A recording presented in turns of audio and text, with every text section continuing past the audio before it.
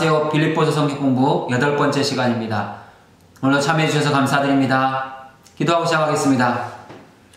좋으신 하나님 아버지 감사합니다. 이렇게 좋은 날 하나님의 말씀을 공부할 수 있도록 은혜 베푸시니 감사합니다.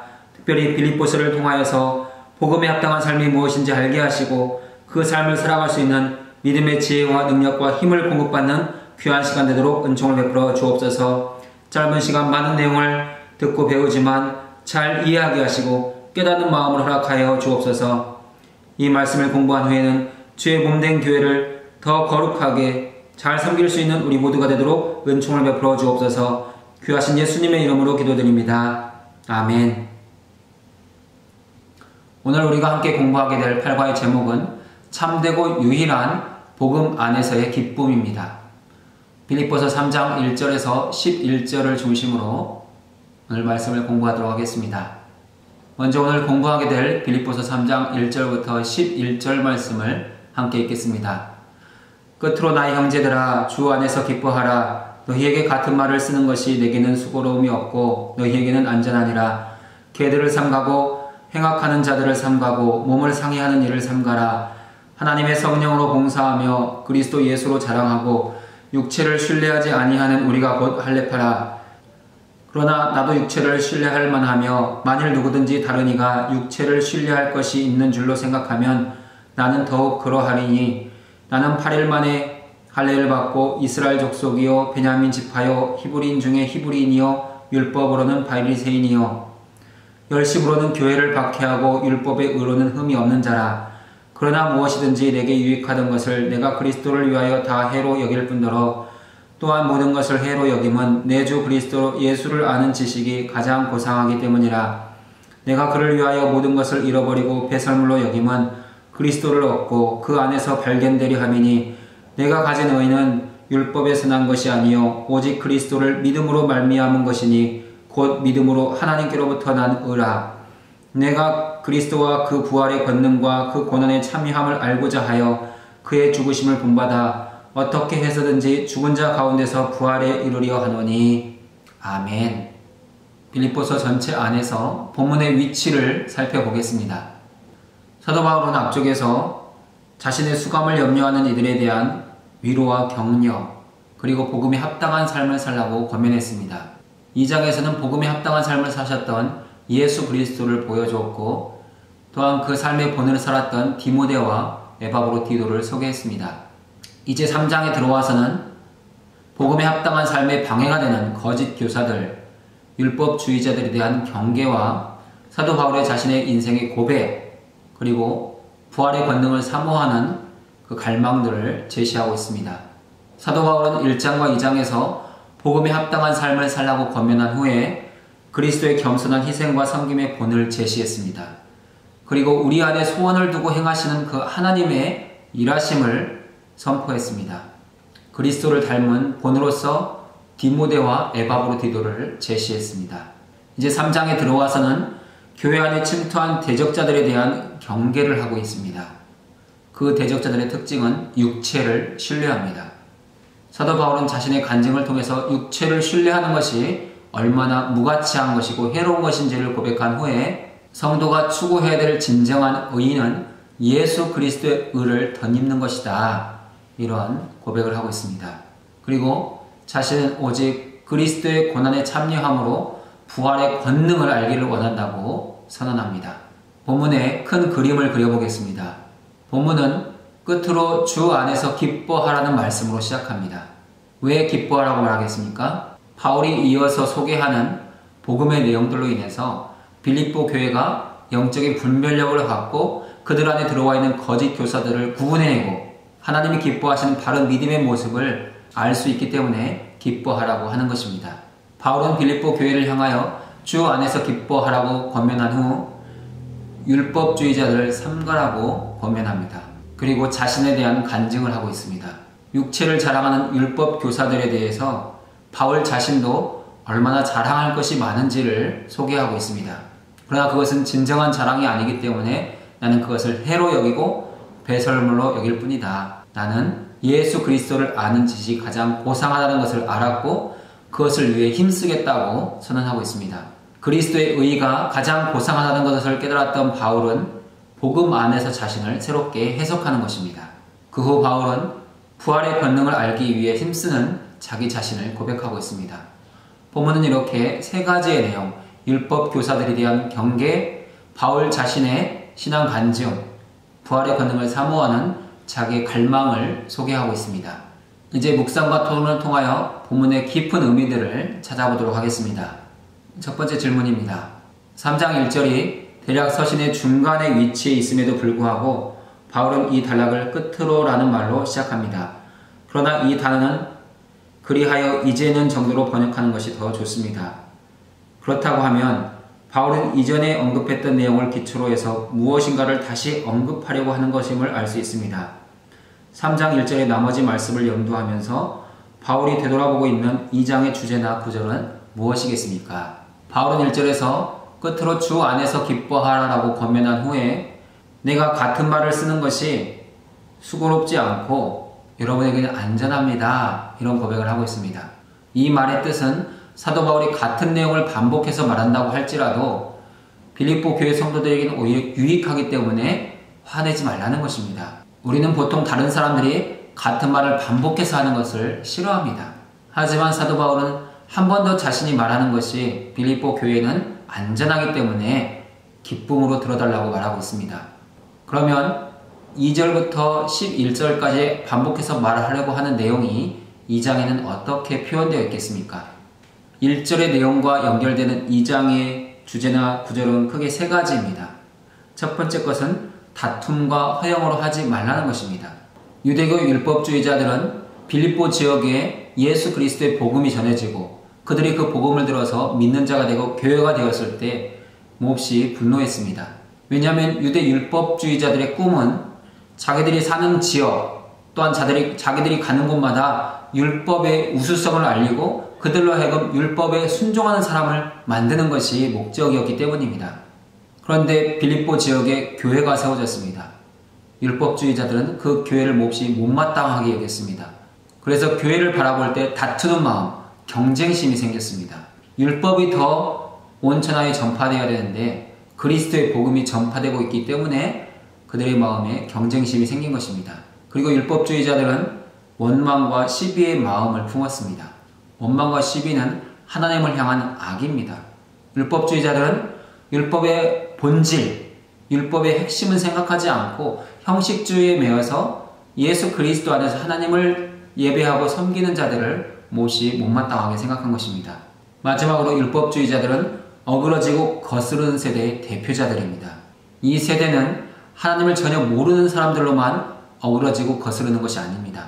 하나님을 알고 하나님의 백성이라고 주장하고 하나님의 율법을 가지고 있다고 자신하는 사람이라고 할지라도 하나님의 뜻과 하나님의 나라와 의를 구하지 않는다면 얼마든지 어그러지고 거스르는 세대가 될 수 있는 것입니다. 율법주의자들은 경쟁심, 시비, 거스르는 마음이 가득했습니다. 그래서 빌립보 교회 안에 들어와서 율법을 강조하고 안식일을 주장하고 할례를 주장했습니다. 2번 질문을 같이 나누어 보겠습니다. 3장 1절에서 주 안에서 기뻐하라 라는 명령과 2절부터 11절까지의 내용의 관계는 무엇입니까? 사도 바울이 끝으로 주 안에서 기뻐하라고 말하는 이유는 자신이 이제 소개할 내용들을 통해서 빌립보 교회 성도들이 율법주의자들의 한계를 깨닫게 되고 또한 바울이 제시하는 그 본을 따라가게 되고 부활의 권능을 추구함으로 말미암아서 하나님 앞에서 더 온전한 믿음, 하나님이 기뻐하시는 믿음, 복음에 합당한 삶을 살게 되기 때문입니다. 그래서 사도 바울은 빌립보 교회를 향하여 기뻐하라고 권면하고 있습니다. 바울은 2절부터 11절까지 5가지 내용을 소개합니다. 첫 번째는 율법주의자들입니다. 빌립보 교회 안에 들어와 있던 거짓 교사들, 율법을 강조하고 할례를 강조하고 안식일을 요구했던 사람들입니다. 바울은 이런 사람들을 개, 행악하는 자, 몸을 상해하는 자들이라고 비유하고 있습니다. 바울은 율법주의자들을 삼가라고 권면한 후에 진정한 할례파가 누구인지를 밝히고 있습니다. 진정한 할례파는 3가지 특징이 있습니다. 성령으로 봉사하고 예수로 자랑하고 육체를 신뢰하지 않습니다. 그런 사람들이 진정한 할례파라는 것입니다. 세 번째 내용은 그리스도 예수를 아는 지식이 가장 고상하다고 말합니다. 이전에 자신이 알고 있었던 모든 유대교에 속한 내용들은 다 배설물과 같은 것이다. 나는 오직 예수 그리스도만을 알아가겠다. 이런 고백을 하고 있습니다. 그리고 진정한 의인은 율법을 통해서 율법을 행함으로 얻는 것이 아니라 예수 그리스도를 믿음으로 말미암아서 하나님이 주시는 의이다. 예수 그리스도로 말미암아 전가된 의이다. 이런 고백을 하고 있습니다. 다섯 번째 내용은 나는 부활의 권능을 아는 것이 내 믿음의 목표다. 이런 고백을 하고 있습니다. 세 번째 질문을 살펴보겠습니다. 바울은 앞으로 이어질 내용들이 이미 자신이 독자들에게 소개했던 것과 같은 말임을 상기시키면서 이 단락을 소개합니다. 바울에게 있어서 그러한 말의 반복은 수고로운 일이 아니며 오히려 빌립보 성도들의 안전을 위해 필요한 일입니다. 그러나 빌립보 성도들이 이미 들었던 이야기를 다시 반복하는 것이 과연 의미가 있겠습니까? 사도 바울이 2절부터 11절까지 반복하는 내용들은 사도 바울이 앞에서 언급했던 내용들의 재진술입니다. 그럼에도 불구하고 이 재진술은 상당한 의미를 갖습니다. 왜냐하면 사도 바울이 한 번 더 가르치고 권면함으로 빌립보 교회 성도들이 얻는 영적인 유익이 있기 때문입니다. 빌립보 성도들은 사도 바울을 통해서 이 내용을 한 번 더 들음으로 영적인 분별력이 생겼습니다. 동일한 말씀을 반복적으로 들을 때 그 말씀이 귀로만 듣는 말씀이 아니라 마음에 새겨지는 말씀이 되어서 영적인 분별력을 갖기 시작합니다. 우리가 살아가면서 영적인 분별력을 가지려면 그 말씀이 온전히 내 마음에 새겨져 있어야 합니다. 그럴 때 그 말씀을 통해서 내가 당하고 있는 현실과 상황들을 분별할 수 있습니다. 빌립보 성도들은 사도 바울에게 한 번 더 권면을 들음으로 인해서 율법주의자들의 한계를 깨닫는 영적인 분별력을 얻게 됩니다. 그리고 진정한 자랑이 무엇인지를 알게 됩니다. 율법주의자의 자랑하는 주장은 율법을 통해서 얻는 의입니다. 그것은 육신에 속한 것이고 육체에 속한 것입니다. 율법을 통해서 이루는 의는 자기 자랑에 속한 것으로 진정한 자랑이 되지 못한다는 것입니다. 그리고 한 번 더 말씀을 들음으로 인해서 교회가 힘써야 될 비전을 발견하게 됩니다. 그것은 예수 그리스도를 알아가는 것입니다. 예수 그리스도를 알면 알수록 그 주님을 깨닫게 되고 만나게 되고 경험하게 됩니다. 그래서 예수 그리스도를 아는 지식이 가장 고상하다 이렇게 고백하고 있습니다. 또한 빌립보 교회는 사도 바울의 한 번 더 권면을 통해서 부활의 권능을 알게 됩니다. 우리 성도들은 부활의 권능을 깨달을 때 복음의 능력을 나타낼 수 있습니다.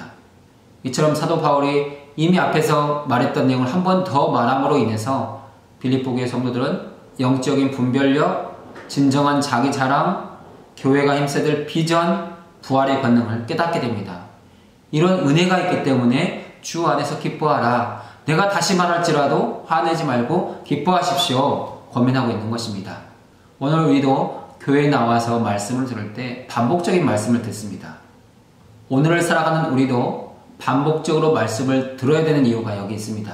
동일한 말씀이라도 계속해서 들을 때 영적인 분별력이 생기고 그리스도를 알게 되고 부활의 권능을 알게 되고 진정한 자기 자랑을 깨닫게 되기 때문입니다. 사랑하는 여러분이 성경을 통해서 교회 예배를 통해서 목사님들의 말씀을 통해서 동일한 말씀을 들을 때 하나님께서 이것을 나로 분명하게 확실하게 알게 하시는 시간이구나 그렇게 이해하시고 더 집중할 때 그 말씀의 깊은 의미들을 깨닫게 되는 것입니다. 그런 영적인 이해가 있으면 우리는 영적으로 더 안전해집니다. 우리의 영적인 안전을 위해서 반복적으로 말씀 듣는 것을 기뻐하실 수 있는 우리가 되면 좋겠습니다. 4번 질문을 나눠보겠습니다. 성경시대 유대인들은 이방인들을 종종 일컬어 개라고 썼습니다. 2절에서 바울은 할례를 요구하는 거짓 교사들을 경고하면서 그들을 개라고 부릅니다. 어째서입니까? 여기서 바울이 말하고자 하는 바는 무엇입니까? 우리가 사용하는 개역 개정 성경에서 2절은 평범한 문체로 되어 있습니다. 상가라는 단어가 3번 반복된다는 정도를 우리가 파악할 수 있습니다. 하지만 헬라어 원어 성경을 보면 2절은 마치 시와 같습니다. 우리가 가지고 있는 개역 개정 성경은 2절 말씀에서 시적인 은유를 느낄 수 없지만 헬라어 언어 성경을 통해서 2절 말씀을 본다면 시적 문학 형태를 취했다는 것을 분명하게 알 수 있습니다. 사도 바울은 세 가지를 삼가라고 말하면서 동일한 운율과 단어 형식을 사용합니다. 세 음절 모두 블레페테 삼가라는 단어로 시작하면서 알파벳 B가 쓰였습니다. 그리고 두 번째 단어 관사는 모두 T로 시작합니다. 또한 목적으로 쓰이는 단어 역시 동일한 자음으로 시작합니다. 그래서 원어 성경을 보면 2절은 시의 형태를 통해서 사도 바울이 지금 말하고 있다는 것을 알 수 있습니다. 그러면 사도 바울은 율법주의자들을 표현하기 위해서 왜 이 세 가지 단어를 사용했을까요? 계획, 행악하는 자들, 몸을 상해하는 일, 이렇게 표현합니다. 이 세 가지 표현은 모두 율법주의자들을 향한 단어입니다. 사도 바울이 이렇게 표현하는 것은 그 당시 율법주의자들이 인본주의자들이었기 때문입니다. 빌립보 교회 안에 들어와서 율법을 강요하고 안식일을 주장하고 할례를 주장한 사람들은 인본주의에 사로잡혀 있었습니다. 그들에게는 하나님을 향한 율법의 본질은 다 잃어버렸습니다. 이제 오직 율법의 형식만 남았습니다. 그리고 그 형식을 지켜가면서 내가 이만큼 율법을 지켰으니 하나님 앞에서 의로움을 얻었다 라고 스스로 만족하는 사람이 된 것입니다. 그러한 율법 교사들은 육체의 행위와 의식을 매우 중요시했습니다. 이들은 당시에 가장 큰 이단이었으며 그들의 정체를 알아야 자발적으로 조심하기 때문에 사도 바울은 빌립보 교회를 향하여 동일한 내용을 세 가지로 표현하면서 삼가라고 말하고 있는 것입니다. 그러면 많은 동물들 중에 왜 개라는 표현을 썼을까요? 여기 매우 중요한 의미가 담겨 있습니다. 당시 집에서 기르는 일반적인 개는 퀴나리온이 사용됩니다. 그러나 집에서 기르지 않고 길거리를 방황하고 더럽고 불결한 개를 말할 때는 퀴나스를 사용했습니다. 사도 바울이 율법주의자들을 향해서 퀴나스, 더러운 개들이라고 표현하는 것은 그들 안에 있는 불의와 부정을 드러내기 위해서입니다. 그리고 그들을 이방 종교자들과 비교하여 조롱하기 위해서입니다. 특별히 2절 마지막에 표현되어 있는 내용, 몸을 상해하는 일, 이것은 할례를 뜻합니다. 그래서 헬라어 원어 성경에는 손할례당이라는 표현이 있습니다. 하나님께서 아브라함을 통해서 주신 할례의 근본 목적은 하나님과의 언약입니다. 하나님 백성으로서의 표시였습니다. 할례를 받을 때는 내가 하나님의 자녀가 됩니다 라는 그러한 마음을 가지고 할례를 받아야 되는데 이 당시 율법주의자들은 할례가 몸을 상해하는 일에만 그쳤다는 것입니다. 단지 몸의 일부를 잘라내는 것으로 나는 이제 하나님의 백성이 되었다. 율법의 근본 의미와 본질은 전혀 생각하지 않고 내가 육체적인 할례를 행했기 때문에 나는 이제 할례파다 그렇게 주장했다는 것입니다. 5번 질문을 나눠보겠습니다. 바울은 자신이 그리스도를 위해 모든 것을 잃어버렸다고 증언합니다. 종교 지도자로서 바울이 자신의 이전 삶에서 누렸던 사회적 지위와 안정과 평안을 상상해 보십시오. 바울이 예수 그리스도를 받아들이고 주님만을 따름으로써 잃어버린 것들은 무엇이겠습니까? 고린도후서 11장 23에서 29절은 이러한 대가에 대해 얼마나 더 강조하고 있습니까? 사도 바울은 8절에서 내가 그리스도를 위하여 모든 것을 잃어버렸다. 모든 것을 해로 여기고 모든 것을 배설물로 여긴다고 말합니다. 그러면 이렇게 말하는 사도 바울이 잃어버린 것은 무엇입니까? 2절부터 7절의 내용이죠. 사도 바울은 유대인으로서 가졌던 모든 권리와 영광을 다 잃어버렸습니다. 사도 바울이 예수님을 만나기 전 그는 율법주의자로서 가장 격렬하게 그리스도인들을 핍박하던 사람이었습니다. 그때 사도 바울은 유대교 안에서 장래가 촉망되는 젊은이였습니다. 사도 바울이 계속해서 유대교에 머물며 교회를 박해했다면 그는 바리새인 중에 최고의 위치까지 올라갔을 것입니다. 그러나 그가 예수 그리스도를 만남으로 그의 모든 것을 내려놓고 복음을 전하기 시작했을 때 그의 가장 큰 대적은 유대교였습니다. 이전까지는 동료였고 같은 목적을 향해서 달려갔지만 바울이 복음을 전하고 예수를 증거할 때 유대교는 바울을 가장 먼저 죽여야 될 사람으로 정했습니다. 그리고 사도 바울이 예수 그리스도의 사도요, 종이 되었을 때 그는 바리새의 모든 특권을 다 잃어버렸습니다. 그러나 사도 바울은 그 모든 것들이 전혀 아깝다고 말하지 않습니다. 오히려 나는 더 좋은 것을 찾았고 그것을 향해서 달려간다고 말합니다. 고린도서 11장은 사도 바울이 이전에 누렸던 자신의 지위와 안정과 평안을 버리고 얻게 된 대가가 무엇인지를 정확하게 소개합니다. 사도 바울은 이전에 자신이 가졌던 것을 버림으로 인해서 생명의 위협을 느꼈고 동족들로부터 위협을 느꼈고 이방인의 위협을 느꼈고 굶주렸고 헐벗었습니다. 그리고 교회들을 향한 염려와 근심이 가득한 삶을 살게 되었습니다. 그럼에도 불구하고 사도 바울은 그것이 나에게는 오히려 더 유익하다고 말합니다. 왜 사도 바울이 모든 것을 잃어버린 삶, 이 땅에서의 권리와 영광과 특권을 버린 삶이 더 유익한 삶이 되었겠습니까? 그것은 주님 앞에 갔을 때 주님으로부터 받게 될 영광과 존귀가 있기 때문입니다. 사도 바울이 유대인으로서 머물렀다면 이 땅에서는 영광과 권리와 특권이 있지만 주님 앞에 갔을 때는 얻을 수 있는 것이 아무것도 없습니다. 오늘 우리는 사도 바울의 이 고백을 매우 중요하게 여겨야 합니다. 우리가 이 땅에서 누리는 많은 것들이 있습니다. 그리스도 안에 있는 것도 있고 그리스도 밖에 있는 것도 있습니다. 모두 믿는 자로서 하나님이 주시는 은혜들이지만 내가 가진 것들이 복음과 그리스도의 영광이 연결되지 않으면 그리스도 밖에 있는 것입니다. 만약 내가 가진 모든 것들이 어떻게 해서든지 그리스도의 영광, 그리스도의 복음에 연결되면 그것은 주님 앞에 기억되는 것입니다. 사랑하는 여러분이 이 세상에서 잃어버리는 것들, 포기하는 것들이 있지만 주님 안에서 다시 얻게 되는 것이 있다는 것을 기억하실 수 있길 바랍니다. 그러면 우리는 내가 복음을 위해서 그리스도를 위해서 잃어버리는 것들을 두려워하지 않고 실망하지 않습니다. 오히려 더 많은 것들을 잃어버릴지라도 나는 주님 안에 있는 것을 찾겠다는 그 믿음과 표대를 향해서 달려갈 수 있게 되는 것입니다. 6번 질문을 같이 나눠보겠습니다. 바울은 이전에 자신에게 유익하던 것에 대해서 언급합니다. 바울은 마음속에 어떤 것을 떠올리며 말했을까요? 바울이 언급한 과거의 유익은 영적인 유익에 대한 것입니까? 아니면 예전 삶의 방식이 가져온 실질적인 이익에 대한 것입니까? 설명해 보십시오. 사도 바울이 이제는 해로 여긴다고 말하고 있는 유익들, 그것은 예전 삶의 방식에서 온 물질적인 것들입니다. 사도 바울은 유대인이며 로마 시민권자였습니다. 그 유대인으로서 얻는 유익들이 많았습니다. 자신에게 주어진 신분과 혜택과 명예가 있었습니다. 그리고 바리새인으로서 육신의 열심으로서 얻었던 의의가 있다고 생각했습니다. 그러한 모든 것들이 그리스도 예수 안에서 자신의 인생을 다시금 돌아봤을 때 자신에게는 해가 된다는 것을 비로소 깨닫게 됩니다. 그가 지금까지 유익하다고 생각했던 것들은 그리스도 안에서 얻는 유익이 아니기 때문입니다.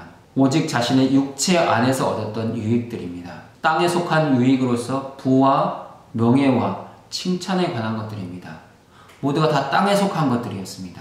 사도 바울이 예전 삶의 방식이 가져온 이익을 해로 여긴다고 말하는 이유가 있습니다. 그것은 자신이 진정한 유익을 몰랐던 영적 무지함이 있었다는 것을 알리기 위해서입니다. 비록 지금은 사도 바울이 빌립보 교회를 향해서 복음으로 권면하고 가르치지만 그도 한때는 율법주의자에 속한 자로서 매우 어리석었다는 것입니다. 그리스도를 아는 지식이 가장 고상하다는 것을 알지 못했을 때는 나도 율법주의자들처럼 육체 행위를 신뢰하던 사람이었습니다. 하지만 내가 그리스도 안에서 내 삶을 돌아보니 그것은 나에게 다 해로운 것이었고 무익한 것이었고 배설물과 같은 것이었습니다. 그런 고백을 하기 위해서 자신의 이전 삶에 대해서 나누고 있는 것입니다. 사실 사도 바울이 예전 삶의 방식이 가져온 실질적인 이익을 다 해로 여기게 되므로 그는 더 물질적으로 어려움을 당하게 되었고 이전의 이익은 모두 손실로 바뀌었습니다. 그럼에도 불구하고 사도 바울은 나는 그 모든 것들을 다 해로 여기고 배설물로 여깁니다 라고 말하고 있습니다. 사실 사도 바울과 같은 고백은 쉽지 않은 고백입니다. 아무리 믿음이 좋아 보여도 사실 우리는 이 땅에 살아가는 동안에 이 땅인 것에 매여있고 붙잡히기가 쉽습니다. 더 많이 가지고 싶고 더 많이 먹고 싶고 누리고 싶은 것이 육신적인 마음입니다. 그런데 사도 바울은 내가 비록 이 땅의 것으로 풍족하지 못할지라도 하나님으로 충만하다면 예수 그리스도를 아는 지식으로 충만하다면 나는 그것이 더 가치 있는 것이라고 생각합니다. 고백하고 있습니다. 사랑하는 여러분 어떠십니까? 예수를 알아가는 것, 하나님과 깊은 교제와 사귐을 나누는 것이 더 좋으십니까? 아니면 더 좋은 것, 맛있는 것 먹고 마시고 누리는 것이 더 좋으십니까? 우리도 사도 바울처럼 육신에 속했던 것들을 해로 여기고 그리스도 예수 안에 속한 것들을 더 유익한 것으로 여길 수 있는 그런 믿음, 그런 은혜가 있으면 좋겠습니다. 7번 질문을 함께 보겠습니다. 구절의 의는 두 가지 방식으로 사용됩니다. 하나는 소위 말하는 의이고 다른 하나는 참의입니다. 두 가지 차이를 설명해 보십시오. 구절에서는 율법에서 난 의와 하나님으로부터 얻는 의가 서로 비교되고 있습니다. 먼저 율법에서 난 의를 생각해 보겠습니다. 율법에서 난 의는 당시 빌립보 교회 안에 들어온 거짓 교사들, 율법주의자들이 주장하는 의입니다. 율법주의자들이 주장하는 의는 육체를 신뢰합니다. 너희가 안식일을 지키고 율법을 지키고 할례를 받아라. 그러면 하나님이 너희를 의롭게 여겨주신다. 이렇게 말하는 것이 율법의 의입니다. 너희의 행위, 너희의 행동을 통해서 의를 얻어라 라고 말하는 것입니다. 이러한 의는 인간의 가능성을 신뢰하는 것입니다. 사람이 어떻게 살든지 관계없이 율법을 지키고 안식을 지키고 할례만 받으면 의로워진다는 것입니다. 이러한 율법을 통한 의에는 인간의 노력만 있을 뿐 하나님의 개입하심이 없습니다. 율법주의에 사로잡히게 되면 더 이상 하나님은 필요하지 않습니다. 오직 주어진 율법만 지키면 의를 얻고 구원받는다고 믿기 때문입니다. 율법주의자들에게는 예수 그리스도가 들어올 수 있는 가능성이 없습니다. 그들은 예수를 거부했습니다. 그리고 오직 율법에만 매여 있습니다. 율법주의에서 주장하는 의는 인본주의가 가득한 의입니다. 오직 사람 중심, 사람 제일주의입니다. 그러나 하나님으로부터 얻는 의는 이와 정반대입니다. 하나님으로부터 얻는 의는 예수 그리스도를 믿음으로 얻는 의입니다. 성경은 의인은 없나니 한 사람도 없다고 말합니다. 왜냐하면 아담의 후손으로서 모두 죄인이기 때문입니다. 그러나 예수 그리스도를 구주로 믿게 될 때 아담으로부터 이어지는 모든 원죄에서 사함을 받습니다. 예수를 영접함으로 죄사함을 얻고 하나님의 자녀가 되는 권세를 얻습니다. 그것이 예수 그리스도의 의를 덧입는 것입니다. 예수 그리스도의 의를 덧입는 것, 예수 그리스도의 의가 우리에게 전가되는 것입니다. 하나님으로부터 얻는 의는 인간의 전적인 타락이 강조되고 하나님의 절대 주권이 강조됩니다. 이러한 의는 하나님과의 바른 관계와 교제에서 오는 의입니다. 그리고 신분주의적인 사고입니다. 하나님 중심적인 생각.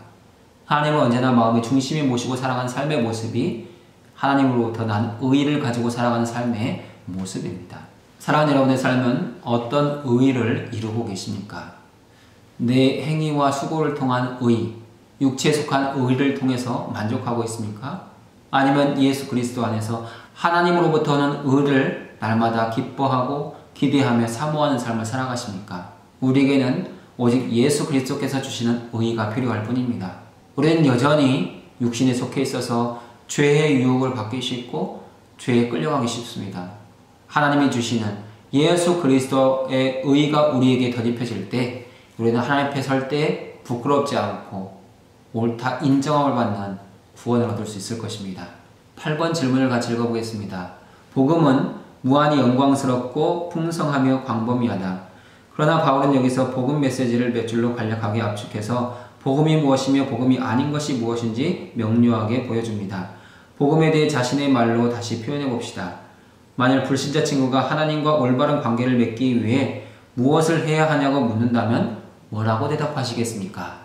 지금 여러분의 교재에는 복음이 무엇인지, 복음이 아닌 것이 무엇인지 여러분의 언어로 쓰여져 있어야 됩니다.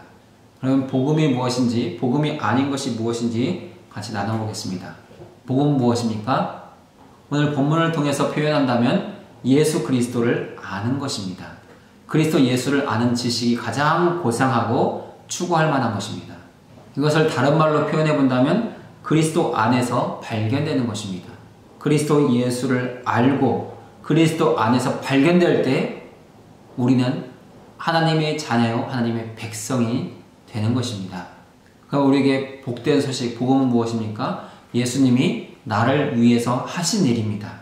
내가 아직 연약할 때, 내가 죄인 되었을 때, 내가 하나님과 원수 되었을 때 그리스도 주님이 나를 위해서 죽으셨고 부활하셔서 구원을 이루셨습니다.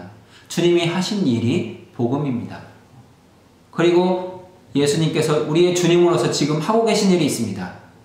우리로 하여금 이렇게 성경 공부에 참여하게 하시는 것도 주님이 하시는 일입니다. 내가 매주일 주님 앞에 나와 예배하는 것, 주님이 하게 하시는 일입니다. 그런 모든 것들이 우리에게는 복음입니다. 그리고 또한 주님이 하실 일들이 있습니다. 나를 위해서 예비하고 계신 일들, 내가 기도할 때마다 응답하시는 일들, 그리고 마지막 날 다시 오셔서 우리 모두를 천국으로 인도해 가신 일들, 이 모든 것들이 다 복음이라는 것입니다. 복음은 내가 하는 것이 아닙니다. 복음은 하나님이 하시는 것입니다. 하나님이 나를 위해서 나와 함께 나를 통해서 하시는 일들이 복음입니다. 이 복음을 위해서 우리가 해야 될 일은 무엇입니까? 하나님이 나를 마음껏 사용하실 수 있도록, 나를 통해서 일하실 수 있도록 나를 내어드리는 것입니다. 그럴 때 주님은 우리의 인생을 통해서 복음이 가득한 인생으로 만들어 가실 것입니다. 그러면 복음이 아닌 것은 무엇입니까? 그것은 내가 유익하다고 생각했던 것들입니다. 내 육신의 필요와 만족을 위해서 유익하다, 이건 있어야 돼 라고 말했던 것들, 그것은 복음이 아닙니다. 그 모든 것들은 그리스도 밖에서 얻어진 것들이기 때문입니다. 그리스도 밖에 있는 사람이 자신의 수고와 노력을 통해서 이룬 업적, 성과들, 그것을 자랑한다면 그것은 복음이 아닙니다. 왜냐하면 그 모든 것들은 그 사람을 구원으로 인도하지 못하기 때문입니다. 이 땅에서 사람들이 누리고 싶어하는 사람의 자랑거리들, 그것은 이 땅에서만 자랑일 뿐, 잠시 잠깐만 자랑일 뿐 영원한 자랑이 되지 못합니다. 영원한 자랑이 되지 않는 것, 하나님 편에 섰을 때 하나님을 옳다고 인정해 주시지 않는 것들, 그것은 결코 복음이 될 수 없습니다. 그러면 불신 친구들이 우리에게 하나님과 관계를 맺기 위해서 해야 될 일이 무엇이냐고 묻는다면 사랑하는 여러분은 어떻게 대답해 주시겠습니까? 우리가 오늘 여기까지 말씀을 잘 이해했다면 우리는 이렇게 대답할 수 있어야 합니다. 내 의를 버리고 믿음에서 난 의를 붙잡고 의지하는 것이다. 하나님과 바른 관계를 맺기 원한다면 나의 의를 버려야 된다. 그리고 주님의 의를 붙잡아야 된다.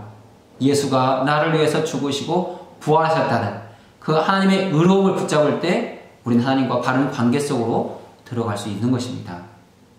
우리가 예수 그리스도의 의를 붙잡는 순간 우리 안에서 일어나는 것들이 있습니다. 그것은 죄사함입니다. 예수님의 십자가 보혈이 우리의 몸과 마음과 영혼의 죄를 씻어냅니다. 주님 앞에 정결한 심령이 됩니다. 그리고 하나님은 그런 우리를 보시고 자녀라고 말씀하십니다. 예수 그리스도의 의를 덧입는 순간 우리는 하나님의 자녀가 되고 하나님과 바른 교제와 사귐의 시간으로 들어갈 수 있습니다.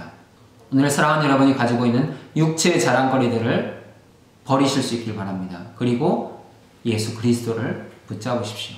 그것이 진정 우리가 오늘 해야 될 일들입니다. 왜냐하면 우리가 주님 앞에 설 날이 점점 다가오고 있기 때문입니다.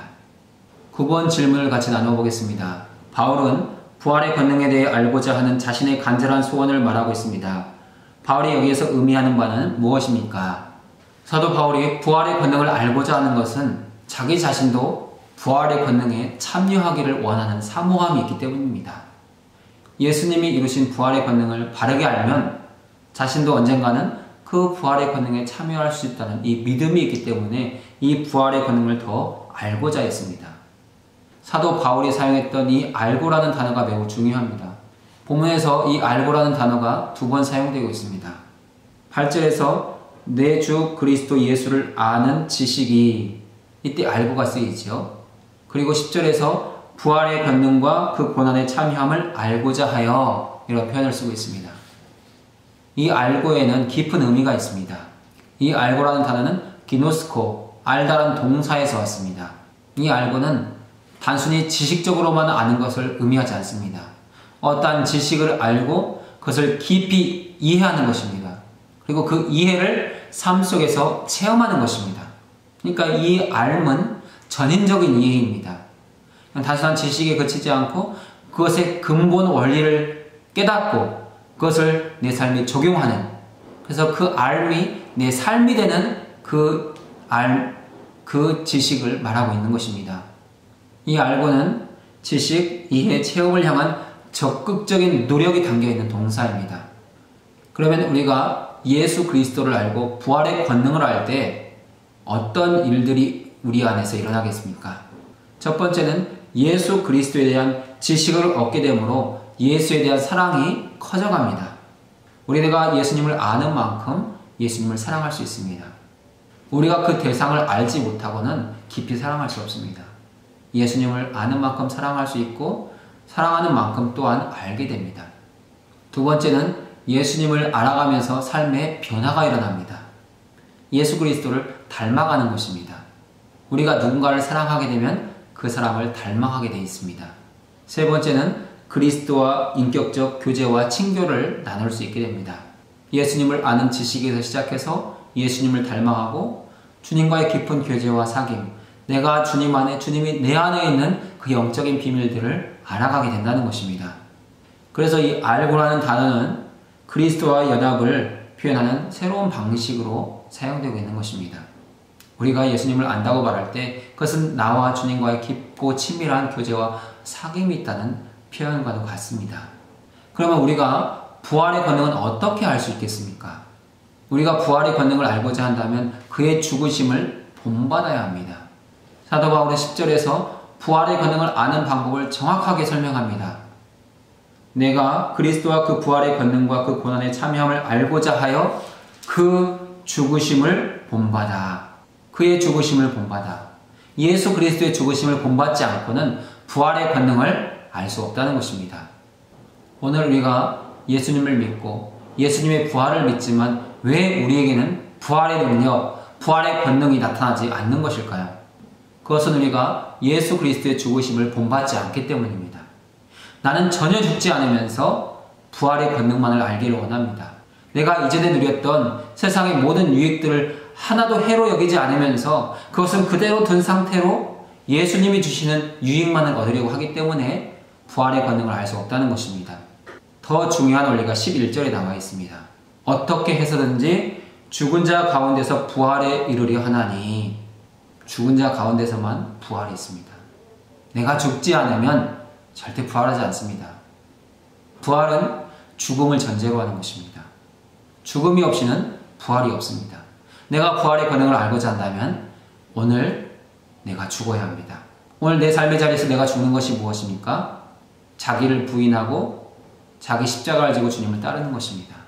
자기를 부인하는 것이 무엇입니까? 나의 모든 가능성, 내가 가지고 있던 의의를 내리고 놓고 내가 가진 가능성, 내가 가지고 있는 의의를 버리는 것입니다. 그리고 자기 십자가를 지고 주님을 따라가야 합니다. 우리에게 있는 자기 십자가를 통해서 주님이 이루셨던 구원의 일이 일어날 때 그것은 진정한 십자가입니다.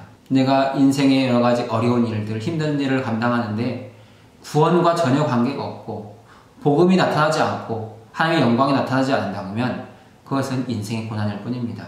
그럼 우리가 부활의 권능을 알게 될 때 어떤 놀라운 은혜가 있겠습니까? 세 가지가 있는데 첫째, 우리가 부활의 권능을 알게 되면 죽음을 두려워하지 않게 됩니다.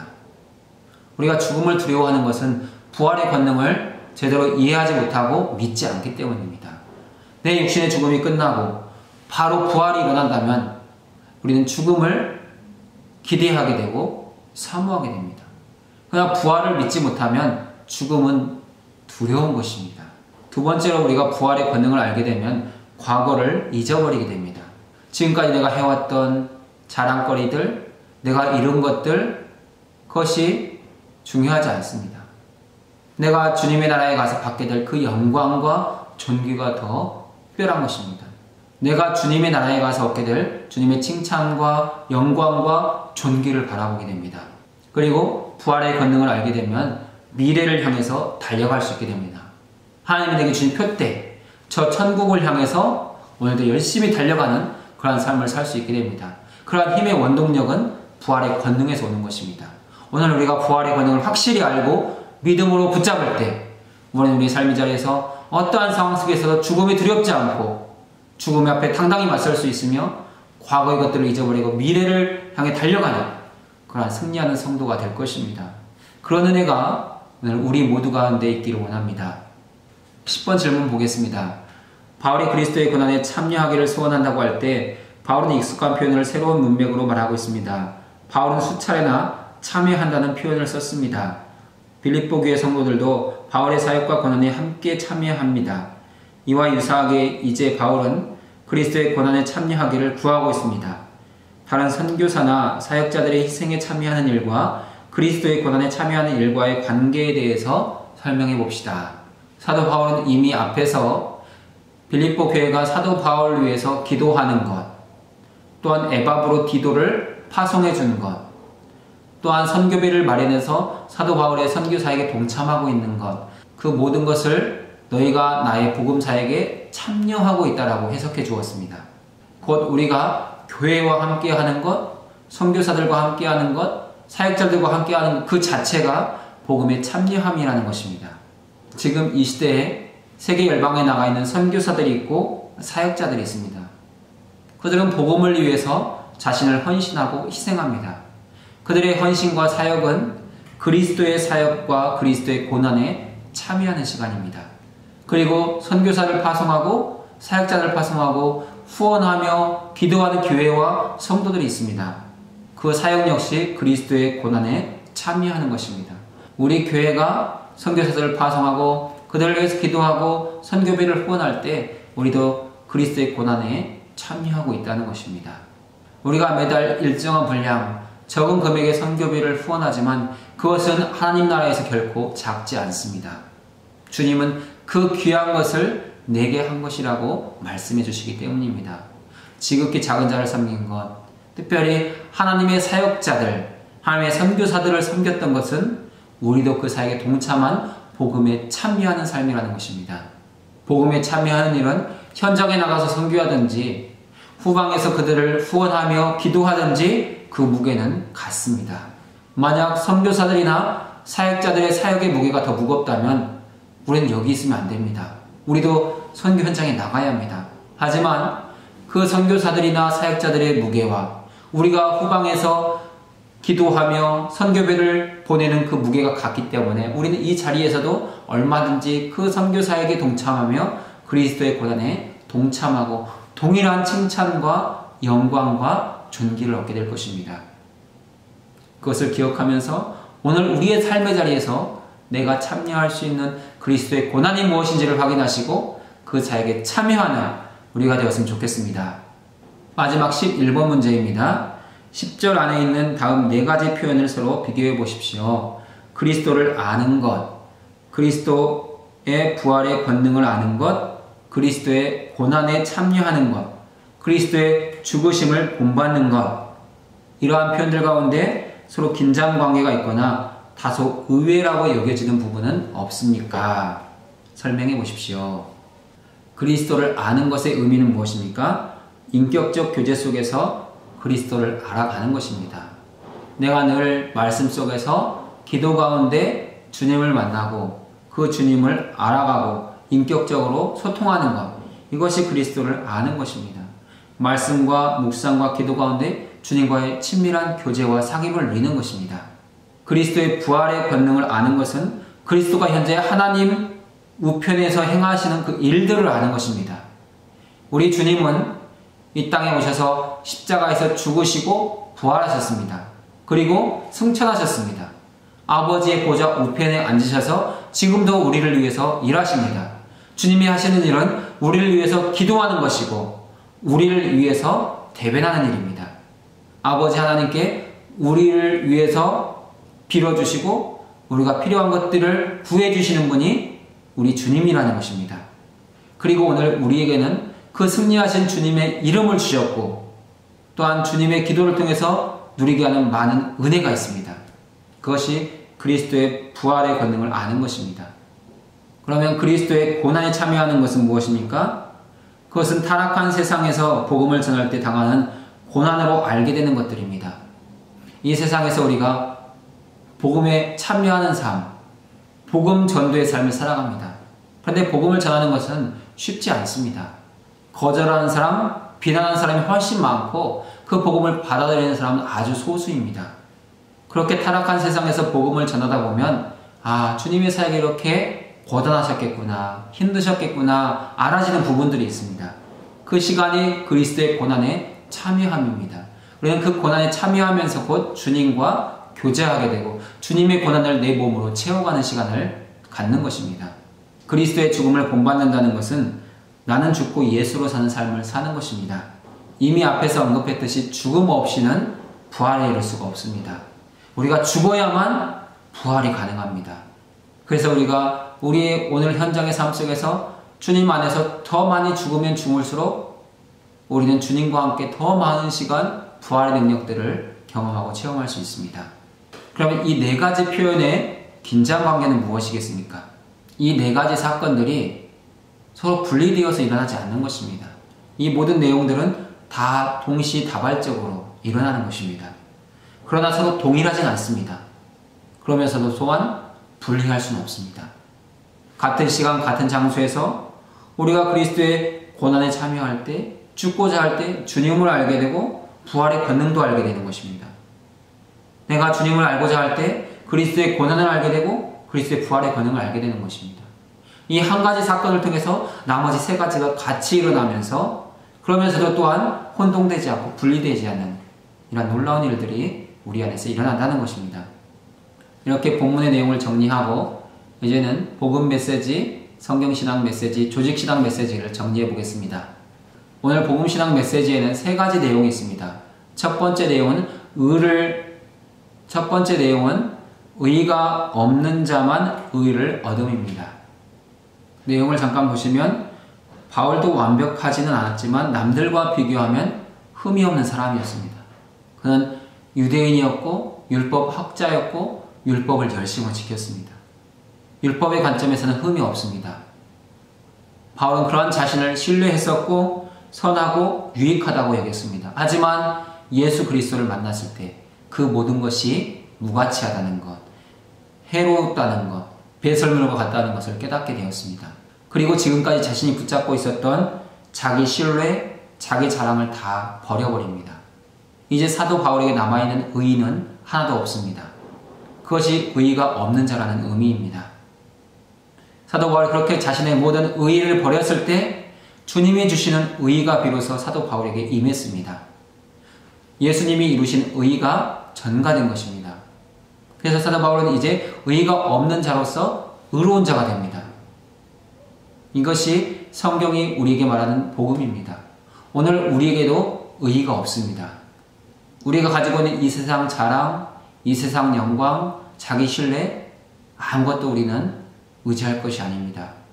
그 모든 것들을 내려놓고 예수 그리스도가 이루신 의의를 우리가 전가받을 때 우리도 주님 안에서 의로움을 얻게 되는 것입니다.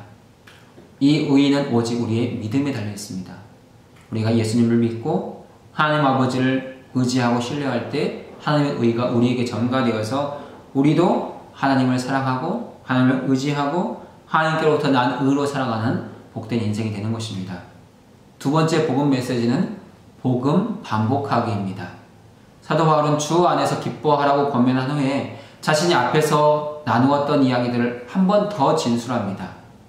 복음의 반복입니다. 그러나 그것은 교회와 성도들에게 무의미한 것이 아니라 유익한 것입니다. 왜냐하면 복음을 반복적으로 들음으로 인해서 영적인 분별력이 생기고 복음의 본질을 깨닫게 되고 그리스도를 위해서 자신을 헌신하는 삶을 살아갈 수 있기 때문입니다. 본문의 세 번째 복음 메시지는 그리스도를 아는 것입니다. 성경은 예수 그리스도가 구원을 얻는 수단이 아니라고 말씀합니다. 예수 그리스도는 구원이십니다. 예수님이 구원 자체이십니다. 우리가 예수 그리스도를 알고 예수 그리스도와 인격적인 교제, 관계를 맺고 그리스도와 연합을 이루는 것 그 자체가 구원이라는 것입니다. 내가 필요한 것을 얻고 내가 원하는 것을 이루기 위해서 예수님을 이용하거나 도구화하는 그런 잘못된 신앙으로 빠지지 않아야 되는 것입니다. 본문에 나타난 성경신앙 메시지는 율법과 복음의 관계입니다.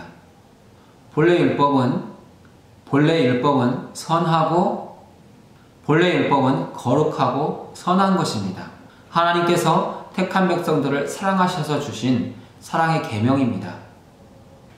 그러나 택한 백성들은 하나님께서 율법을 주신 의도와 목적을 잊어버렸습니다. 그리고 율법을 자신의 의를 이루는 도구로 사용했습니다. 율법의 계명대로만 살면 나는 의로워진다. 그런 율법주의에 사로잡혀버린 것입니다.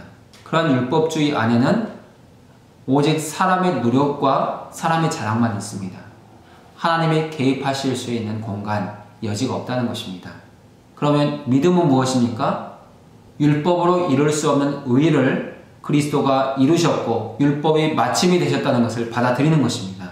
믿음은 하나님이 나를 위해서 하신 일들을 하셨다고 고백하는 것입니다. 그리고 하나님의 성령으로 봉사하고 그리스도 예수로 자랑하고 육체를 신뢰하지 않는 것입니다.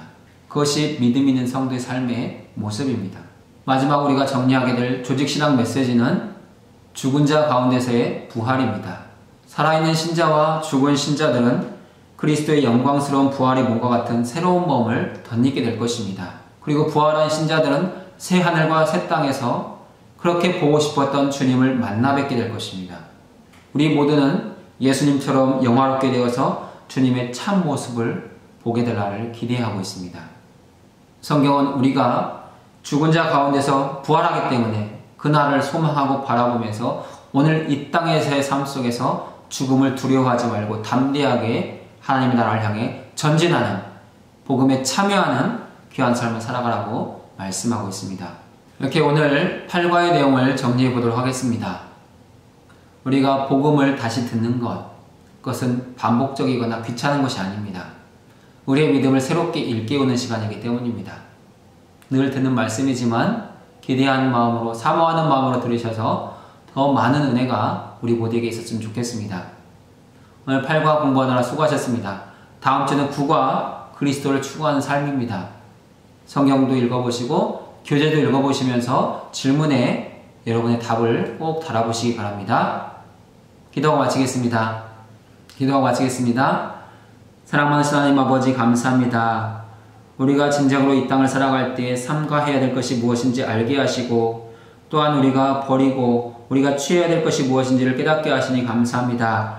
우리가 이 땅에서 이루어낸 육체적인 업적들, 자기 자랑, 자기 신뢰를 버리게 하시고 오직 예수 그리스도의 의를 덧입고 살아가는 우리 모두가 되게 하옵소서. 무엇보다 우리가 예수 그리스도를 아는 지식이 가장 고상하다는 것을 알게 하시고 주님을 알기 위해서 말씀과 기도 가운데 몸부림치는 우리 모두가 되게 하여 주옵소서. 무엇보다 부활의 권능 알기를 사모합니다. 우리가 이 땅에서 예수 그리스도의 그 죽으심을 본받아 마땅히 죽어야 할 때 죽게 하시고 부활해야 될 때 부활하는 그 기쁨을 얻게 하여 주옵소서. 존귀하신 예수님의 이름으로 기도드립니다. 아멘.